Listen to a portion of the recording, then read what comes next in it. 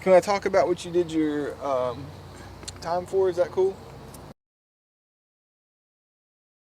My name's Wayne, and I'm an alcoholic and drug addict since the age of 14. I've got 13 DUIs, 11 driving on revoked. Goodness gracious. So you just spent how much time in? 7 years in prison for 11 felonies, D's and C's. And you've been out for 17 days. 17 days. That's a long time for anybody, any human, to do anything, much less do it incarcerated wise. And to go from that environment to where you're at currently, I'm sure has been a whirlwind for you. Scared to death when I come out.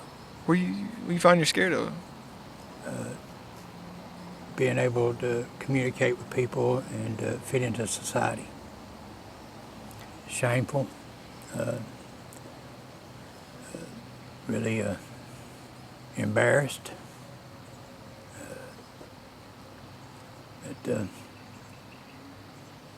Back in 22, I accepted the Lord as my Savior. I turned my will and my care over to Him. I quit doing drugs in prison and alcohol. I've been clean since then.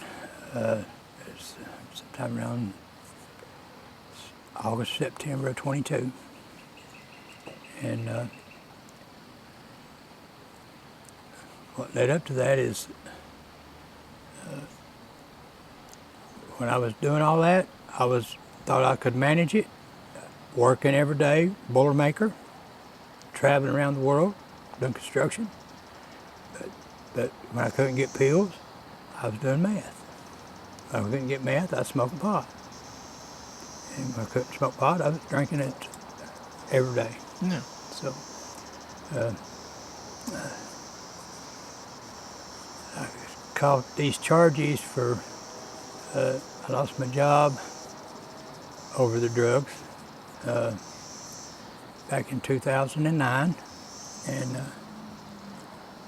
went through my 401k. Just luckily, my house and everything was in my mother's name. I got 3 acres of land, a mobile home. It's in Braddock County. It's right on the river like this, but I always had somewhere to go home to. Didn't have to pay rent, and I couldn't even pay my land taxes or my light bill, so my mother was doing that when I was at work. But I was went through my 401k buying Roxy's and oxycodones and Opandas and Xanaxes, and started stealing to support my habit. I broke into some warehouses. I robbed a big electrical company and stole about $100,000 worth of copper. That's the restitution on it. Went to jail on a forgery warrant. I did 8 months and a violation of probation on a misdemeanor pain pill. I've got like 4 or 5 arrests just involved in a few pain pills in my pocket. But, I was on probation and eventually violated that on the forgery warrant. And they come to my house to get me on the forgery warrant, seen where I've been burning copper, put 2 and 2 together, and charged me with the theft of the copper. So I was out on bond. I was out for almost a year. Didn't slow me down. I just kept going, getting worse and worse. And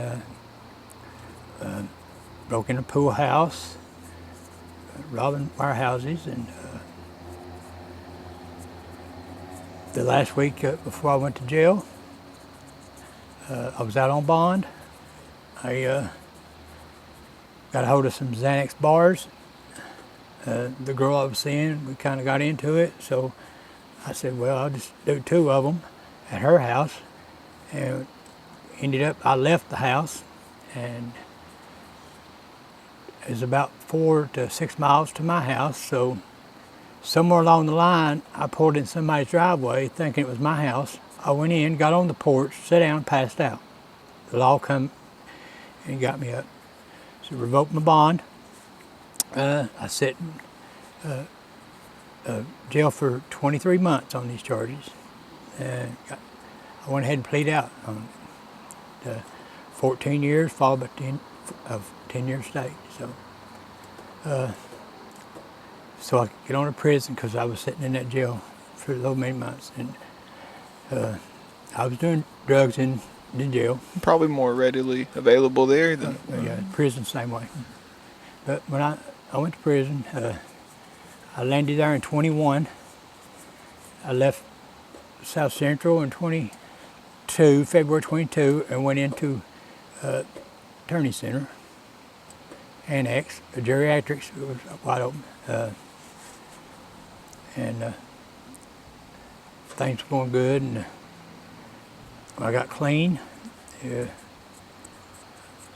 I was going up for parole. I'd been turned down 4 times, and called me high risk. So they ended up giving me a drug test that I couldn't pay for an amount of time allowed, so that set me off another year. I realized right then that's not the kind of life I'm going to live. The only way I'm going to do this is to change my ways. So I quit doing drugs and alcohol and started doing Bible studies. We didn't have much church in where I was at, but I was going when we had it. But, sitting in there watching these guys share needles and all this, it just turned me against it. And after about maybe a year, I realized that I didn't even care about it anymore. They were sitting right there beside me and doing it, and it didn't bother me. I mean, it bothered me a lot sitting there, but anyway, there was a lot of times during that first year that I was tempted. I did slip a couple times, only just a taste. It wasn't to do it to get high, it was just a taste, for an example. But I've been clean since 22, and I failed that drug test. That put me off another 18 months because it gave me a Class A write-up. Landed at Morgan County because my points went so high, and they put me in medium security. And I was there for 14 months in medium security, and it was just horrible. So, and that's not the way I want to live my life anymore. Cause I changed inside, and there was a lot of going on there, and I distanced myself, and it was hard for me to transition. I know that when I prayed to the Lord to help get me out of there, it seemed like it wasn't working, but He had a plan for me. And that plan was to land me at Recovery Resources. Because I'd put in 12 applications from January up till March, end of March. Nothing. Nobody would accept me.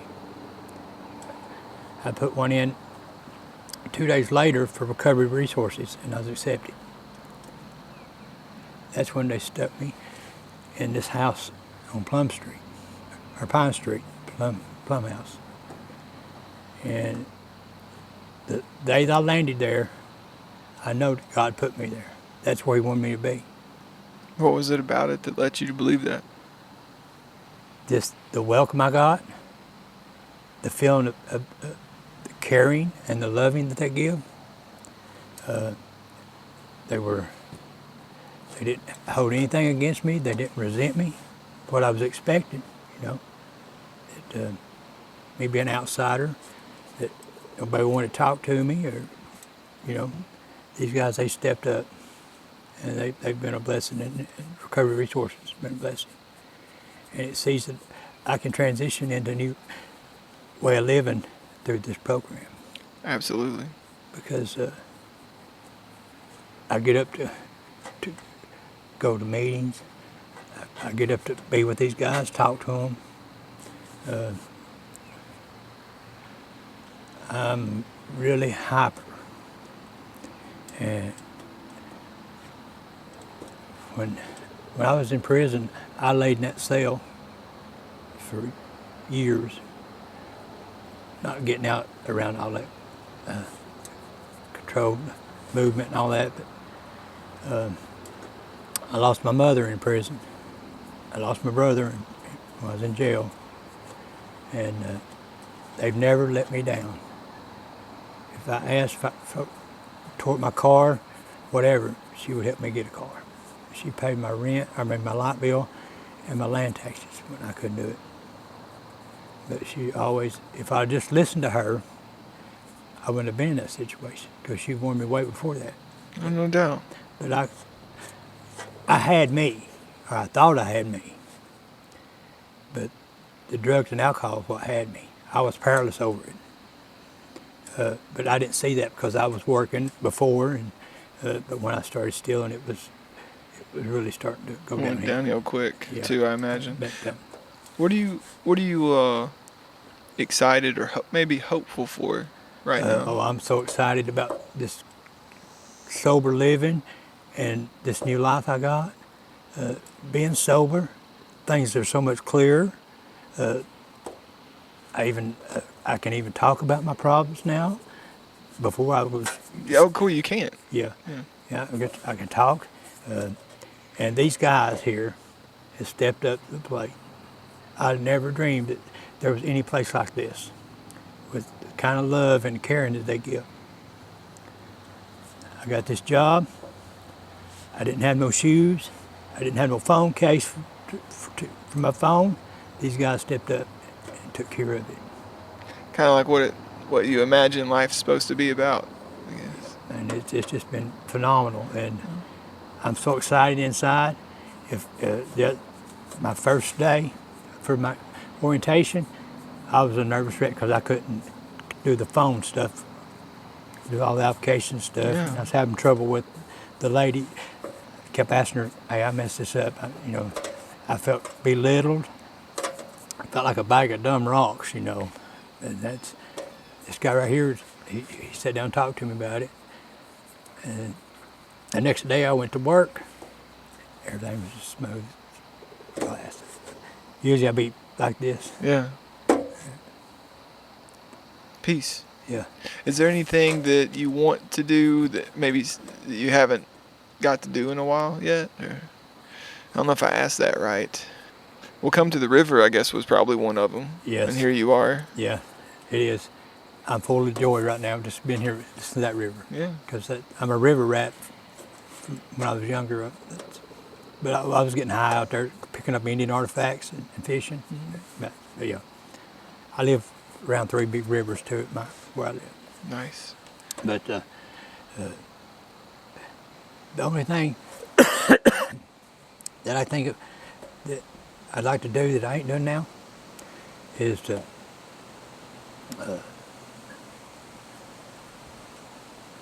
be able to stay in this program at this house with these guys for as long as I can, as long as they'll have me, because I don't see any other place I want to be.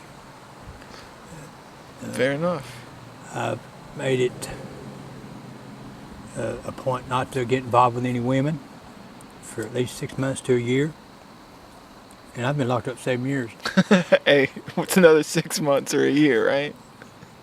But these guys, they talk to me, and it's just, one of the guys gave me his bike to ride back and forth to work. And it just touches me to see that there's people out there that are willing to help somebody like me. Because I never expected anybody. Because being my mother and my brother gone, I didn't think there was anybody. And here you are building family. Yes, I got a great family. I pray for them every day, morning and night. Good. They need it. And my sister, she stepped up to the plate. She had to sell my property to pay for some debts that my stepdad had run up on my mom's credit card. But I don't have a place to go to down there. I was angry with her at first when I found out she sold my truck that my mom left me. I was angry about that. But now It don't bother me one bit. Because God put me here. This is where He wants me to be. And if I'd have been back down there, I'm telling you how long I'd have lasted. Yeah, no, I'm with you. I don't crave drugs, alcohol. I'm having too much fun being sober. Good. Good. Can we do this again in maybe 6 months or a year I'd after you love to, found the yeah. girlfriend and we do Yeah. all? Okay. Thank you.